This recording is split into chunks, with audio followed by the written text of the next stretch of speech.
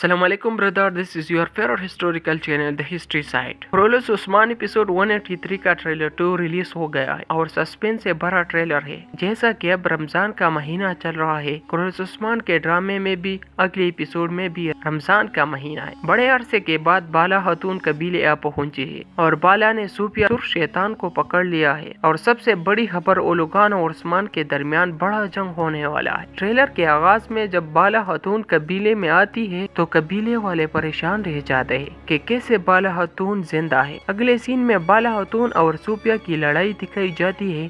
सूफिया बाला को कहती है कि अब तुझे मेरे हाथों से कोई नहीं छोड़ाएगा, लेकिन बाला उसे पकड़ लेती है और उससे पूछती है कि मेरी बेटी कहाँ, लेकिन सूफिया ना बताने की जिद करती है और बाला उसे घसीट कर कबीले ले आती है। दूसरी तरफ कबीले में चार कोताए ढोल बजाकर लोगों को जिक्र के लिए उठाते हैं। उस्मान बे कहता है कि रोजा सिर्फ भूख का नाम नहीं बल्कि पाकाकशों के दर्द को महसूस करना भी है। ट्रेलर में दिखाया जाता है कि उस्मान और ओलुगान की बड़ी फौज का आमना सामना होता है। बोरान बे उस्मान बे को कहता है कि इनकी तादाद बहुत ज्यादा है। उस्मान बे ओलुगान को कहता है ये रहा मारिका और ये रहा उस्मान, तुम्हारी तादाद ज्यादा हो सकती है लेकिन हम भी तुर्क हैं। ओलुगान उस्मान को कहता है गुरूर या जिद से तकदीर नहीं बदलती। उस्मान जवाबन कहता है अगर हमें अमन मौसर नहीं तो तुम्हारे लिए भी अमन नहीं होगा। सर कलम करवा लूंगा, जान दे दूंगा मगर झुकूंगा नहीं। फिर जंग शुरू होता है। उस्मान के जानबाज तीर से सहमी होते हैं। उस्मान बे की फौज